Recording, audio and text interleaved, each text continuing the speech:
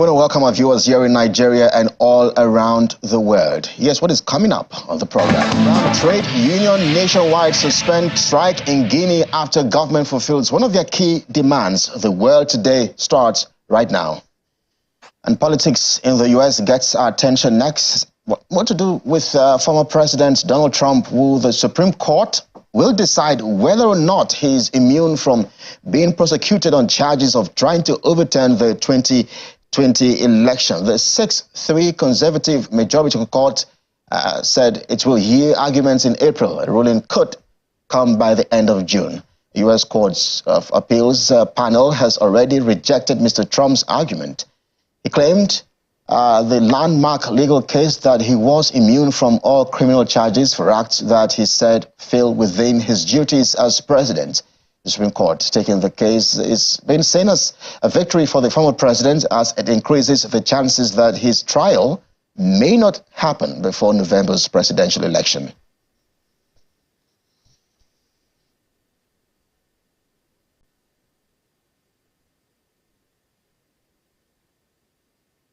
And we'll get some perspective later on the program. But let's turn our attention now to Spain, where hundreds of tractors blocked the AP7 and N11 highways in the northeast near Pontos, connecting France and Catalonia on Wednesday, amid ongoing farmers' protests against domestic and EU-wide agricultural regulations.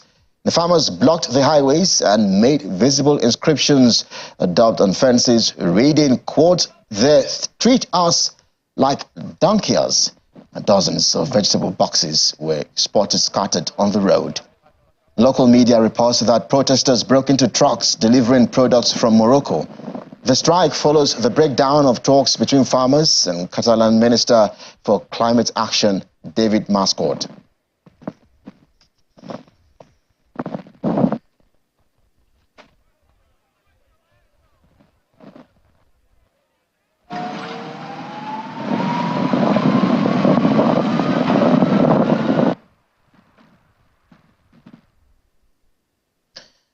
All right, let's take you back to earlier story where former U.S. President Donald Trump is expected to be at the Supreme Court just before the November 2020 elections. Washington correspondent Maria Bird joins us live on the program. Maria, great to see you again. As always, we are back again discussing the former president and his involvement in trying to overturn the 2020 elections.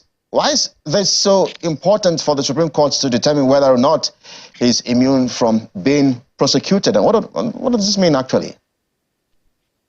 This is a major moment in the United States history. As we know, we have been talking about this for quite some time now. But his immunity, in this case being before the Supreme Court, could mean the difference between Republican candidate Nikki Haley being able to be the sole Republican candidate for the Republican Party. And it could also mean the difference between the former president having the opportunity to be back in the White House. And so I think this is a critical moment for the Republican Party. It's a critical moment for Americans because I think that the former president has such a backing that he continues to be number one in the Republican race. He continues to have his supporters backing him 100%, despite obviously what we all have seen and what has been tied to as it relates to the insurrection. So if the Supreme Court does say that he is found guilty, then we could be seeing a situation where the Republican Party is really at a standstill.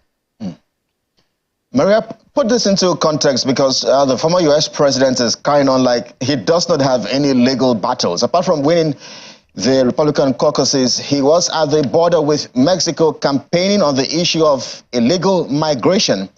Is this even legal? You know, is it legal? He's no longer a government official. And so I think that at this moment, what he's trying to do is to continue to push his base toward focusing on an issue that he stood on in the 2020 elections as it relates to the border wall. We know that there are an increase of immigrants at the border area. We know that there has been challenges as it relates to immigration. We know that the Biden administration has tried to address it with policies, and policies that are very different than the former presidents. And we know that we're dealing with economic issues in the United States, still trying to battle with inflation. And so I think that is where he's going to spend his time as he looks to secure the vote and to be the Republican nominee. So it's not necessarily illegal because he's not a government official. And Maria, walk us through the trial ahead of the former U.S. president and what this portends for him as a politician. Plus, there are those who argue that this is a win for the former U.S. president. What do you think? Well, as the former president has said, any news, whether it's good or bad, is a win for him. I mean, that's always been his model. That's what he stood on. That is how he has operated throughout both of his campaigns. And so I think that, we're in a position now that it's really going to come down to the final call by the Supreme Court. This is something the U.S. has never seen before. This is something that I think is a historical moment that many are watching. And it also has a heavy impact on our global and our foreign affairs. We know that the current president won out Michigan just a few days ago, and he has had a strong backing. And so does this potentially push the Democratic Party to come together where we know it has been a bit split for those who are not strong supporters of what the current president has done? So this could potentially be a win for the Democratic Party as well. So I wonder perhaps if this uncertainties could also be the reason why Nikki Haley remains in the picture. She has refused to step down despite Trump's huge wins in the primaries.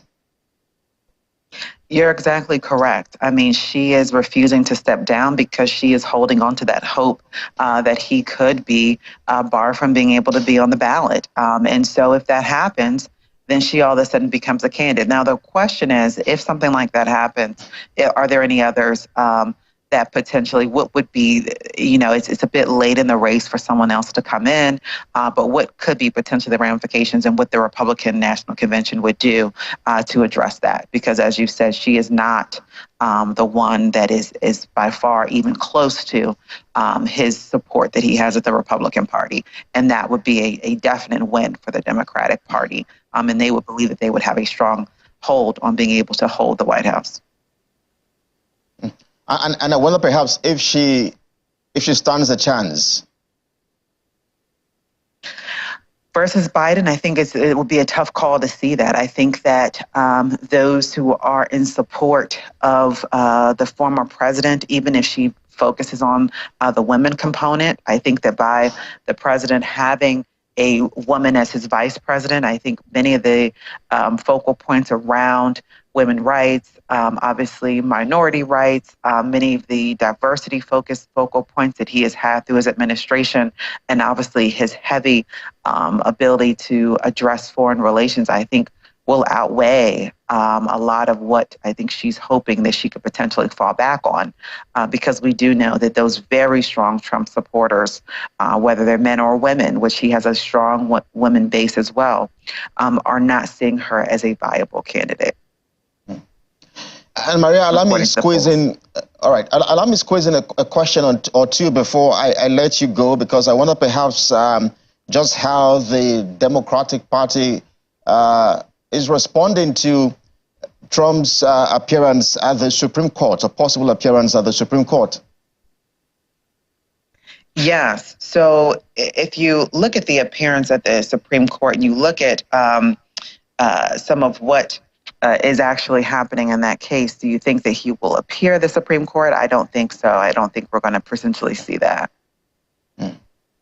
All right, so there's a war in Gaza, and of course, Russia's invasion of Ukraine. I wonder perhaps how all of this is shaping the campaigns for candidates in the build-up to the November elections.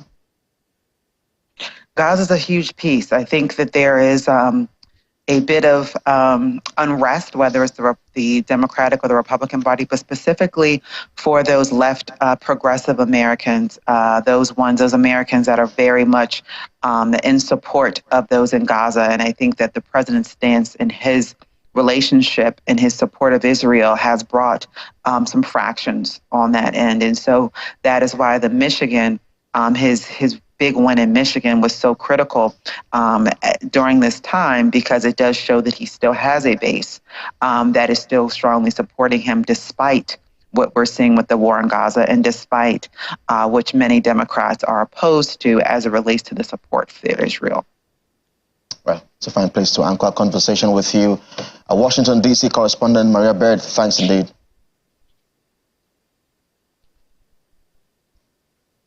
All right, back here in the continent, trade unions in Guinea have called off a nationwide protest after the government fulfilled one of their key demands by releasing detained press union leader Seko Jamal Pendasa. The government jailed Mr. Pendasa last month after he protested against restrictions imposed by the ruling military junta, including internet limitations and the blocking of radio and TV channels. The country's union's umbrella group, the Guinean Trade Union Movement, is set to resume negotiations over its remaining demands with the transitional government. These new developments come in the wake of Mamadou Ba's new appointment as Prime Minister. After being sworn in on Tuesday, Mr. Ba asked the unions to suspend the strike, promising to address their concerns. The unions are demanding the reduction of food prices amid the ongoing cost of living crisis, as well as the end of restrictions. In Chad, prosecutors say prominent opposition leader was killed during a shootout with security forces. Yaya Dillo's death comes after the government blamed his party for a deadly attack on the country's security agency, which Mr. Dillo denies. On Wednesday, heavy gunfire was heard near his party's headquarters in the capital city.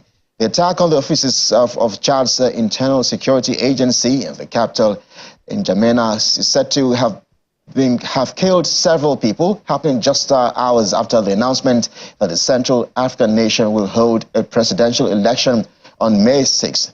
The government on Wednesday accused elements of the opposition party, the Socialist Party Without Borders, headed by opposition figure Yaya Dillo, of orchestrating the attack, one of the aspirants hoping to contest the May 6 presidential elections. On Tuesday, Chad's election agency confirmed the dates for the upcoming presidential elections, committing to hold 2 rounds with provisional results due on July 7th. Transitional President Muhammad Idris Deby Itno will be contesting in the ballot. Came to power after his father, Idris Deby Itno, was killed while fighting rebels in 2021. And welcome back to the program, everyone, wherever you're watching from around the world. We are live from our global headquarters here in Lagos, Nigeria. We continue with stories from the continent. Senegal's President Macky Sall has confirmed that he will leave office when his term expires on April 2nd. For those who may be skeptical about the president standing down, he says his decision is firm. In a post on X, President Sall explains that a national dialogue has called for the election to be held on June 2nd. The date has, however, not been confirmed, and it is not clear who will lead the country after he's gone from office.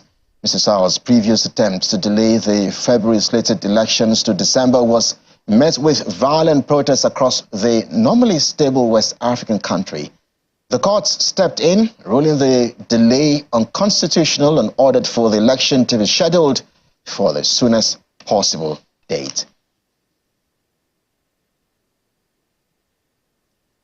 And the United Nations mission in the Democratic Republic of Congo, known as MONUSCO, has begun its withdrawal from the country with the official handover of the first of its bases in South Kivu to the Congolese authorities.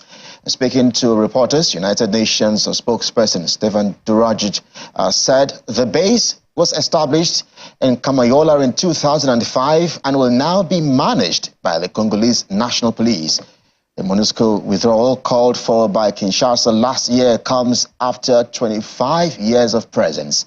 It was formalized in December by the United Nations Security Council, despite its concerns over the escalation of violence in eastern Congo. Congolese authorities had deemed the force's operations as ineffective for some time now. from the Democratic Republic of the Congo. The UN peacekeeping mission in that country has handed over a first base to the government as part of its disengagement plan from South Kivu. The base was established in Kamanyola in 2005 and will now be managed by the Congolese National Police. The head of our peacekeeping mission, Bintou Keita, praised the commitment and work of the Pakistani peacekeepers who for 19 years have worked to protect civilians in coordination with the National Defense and Security Forces. In Kamanyola, the peacekeepers have supported the establishment of local protection committees, bringing together communities working alongside the local authorities on issues of security and protection of civilians. A community early warning system is also now in place there. And as we mentioned in the past, the joint memorandum signed in November last year by the Congolese government and the UN peacekeeping mission identified South Kivu as the first province from which it is to withdraw as part of an orderly, responsible and phased withdrawal from the Democratic Republic of the Congo. And back here in Nigeria, the fight to combat drug and other regional maritime threats in the Gulf of Guinea gets a boost with the setting up of a ship-in-a-box training facility to enhance the capacity of security officers. Funded and built by the Danish government in collaboration with the UNODC and Nigerian Navy, the simulator will provide top-notch vessel boarding, search and seizure training for officers in a controlled environment. Channel TV correspondent Chris Lems reports. This is a ship-in-a-box simulator at the Joint Maritime Security Training Center, Navy Town in Lagos, set to be commissioned for use. It's an important milestone in enhancing maritime security in the country and strengthening regional maritime capabilities.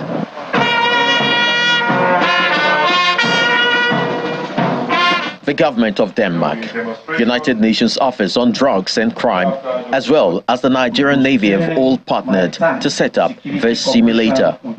The ship-in-a-box simulator provides a critical additional training infrastructure to enhance the capacity of military and civilian maritime law enforcement personnel in the conduct of visit, board, search and seizure operations. Our partnership through the Maritime Program since 2015 has led to significant outcomes, including the development of robust maritime strategies to bolster security and governance, strengthened regional collaboration through joint sea patrols. Various real-life maritime threats will be simulated here, such as vessel boarding, search and rescue, counter-terrorism, anti-narcotic and anti-piracy, thereby keeping maritime enforcement personnel in top shape without the hazards of training at sea. The addition of this simulator therefore aligns with Nigerian Navy's working goals of promoting contemporary and pragmatic professional military training in order to prioritize our capacity to better secure the nation's strategic resource at sea for improved national prosperity and the well-being of its citizens. The facility is commissioned and handed over for use.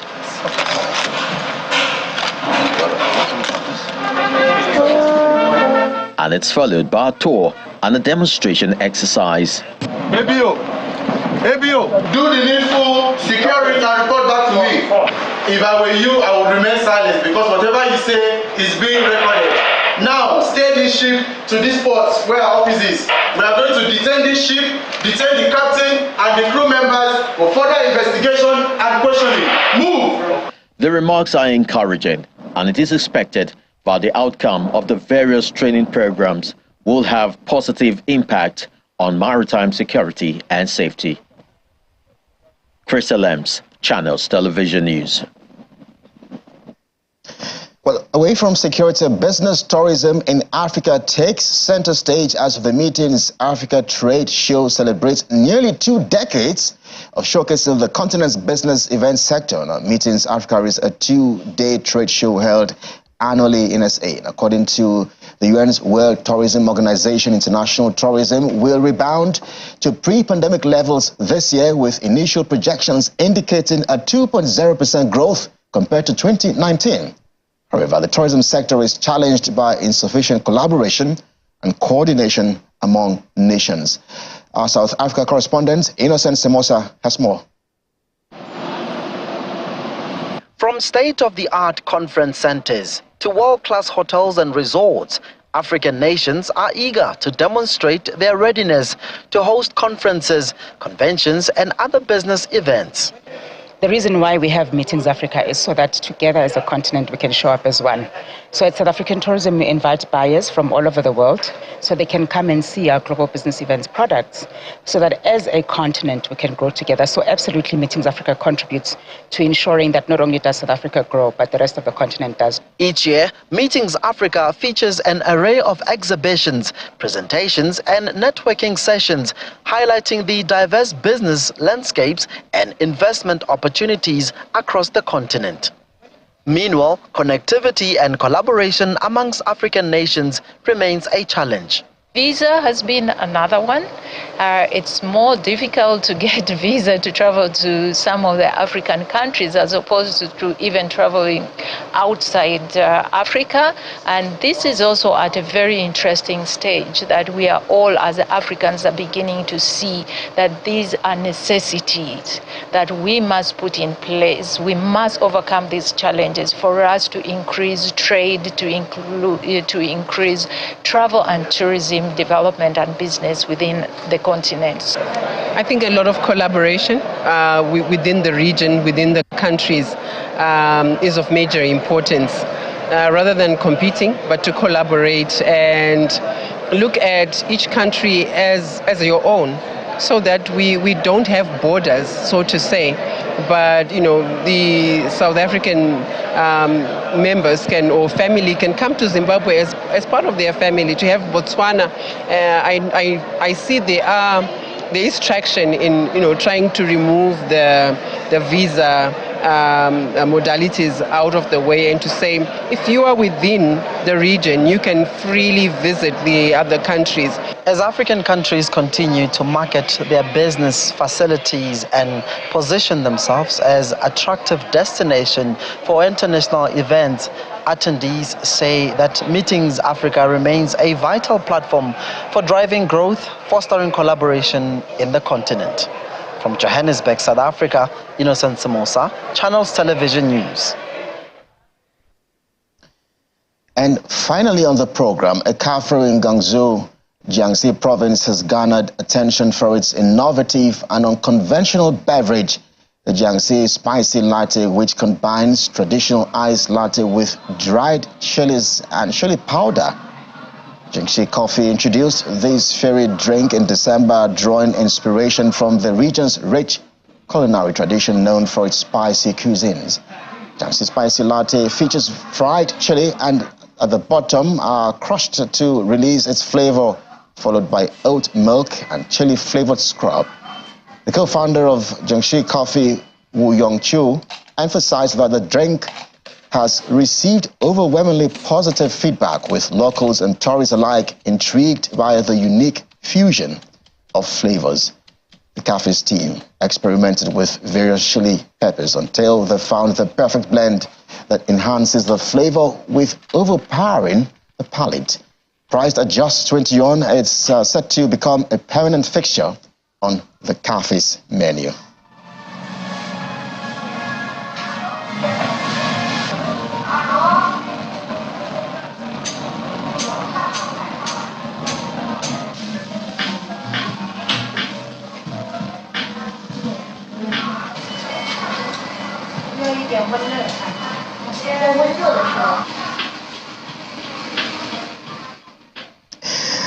And so when next you visit China, ensure you grab a big bowl of this innovative and unconventional beverage. I'm talking the Jiangxi Spicy Latte.